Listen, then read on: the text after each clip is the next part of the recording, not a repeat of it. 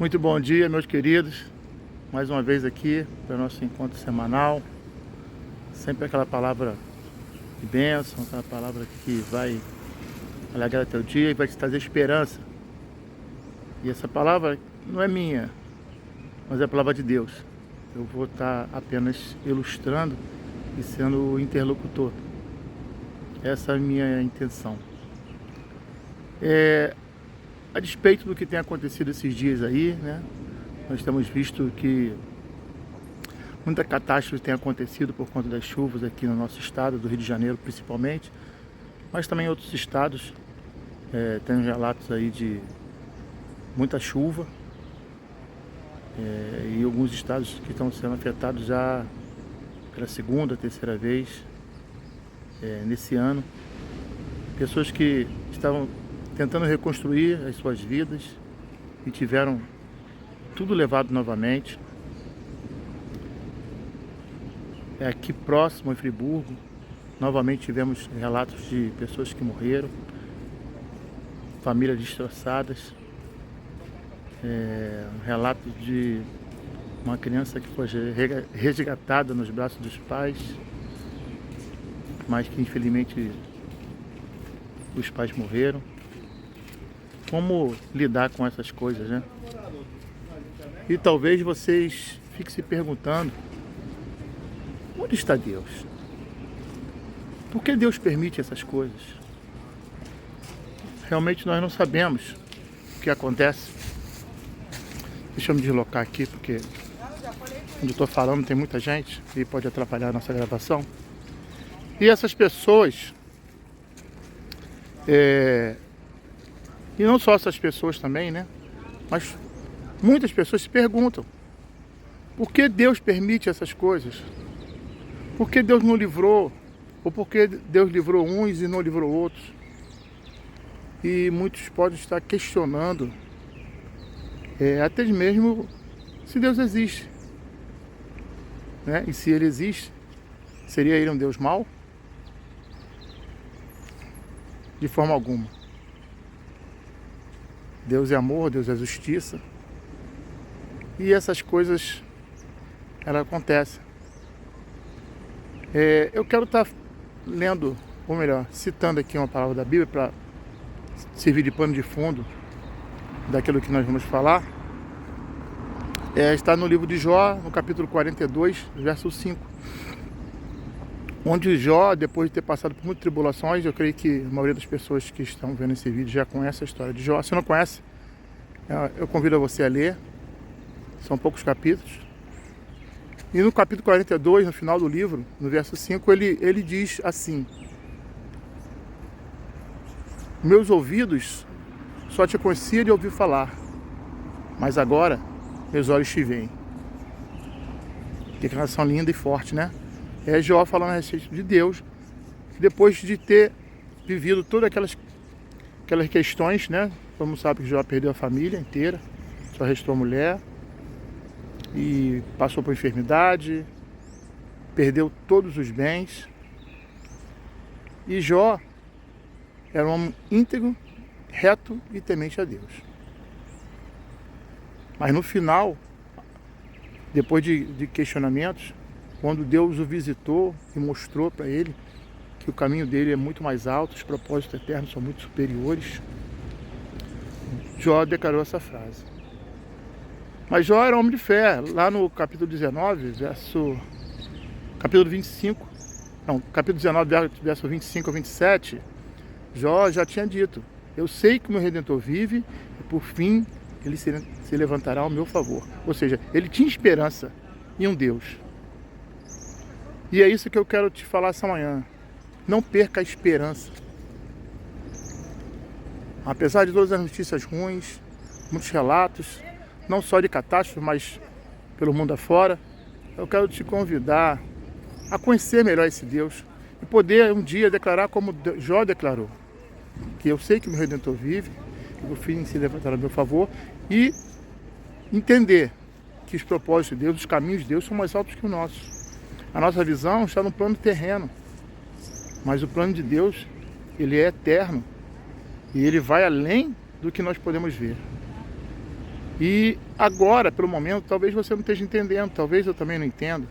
Talvez a gente se questione por que umas pessoas boas partem e outras pessoas que, né, não praticam atos tão bons assim e vão prematuramente. Mas essa história de Jó era interessante porque, a princípio, quando você olha, você enxerga um homem bom que sofreu uma tribulação. Ou talvez fosse uma situação simplesmente que Deus estivesse permitindo provar para Satanás que Jó era íntegro e reto, porque o cerne da questão é essa. A Bíblia diz que, eu não lembro o capítulo agora, mas diz que nos dias que os filhos de Deus iam até Deus, veio entre eles também o diabo, Satanás. E ali, Deus vira para ele e fala: observasse meu servo Jó, viu como é que ele se porta, íntegro e reto?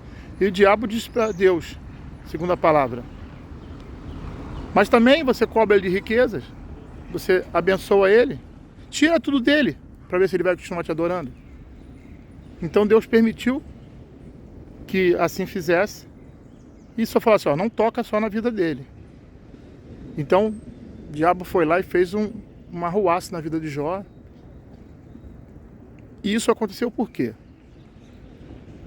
Para entender um pouco isso, a gente tem que voltar lá no começo da história, lá no Jardim do Éden, quando o homem, através do pecado, entregou tudo, o reino da terra, nas mãos de Satanás.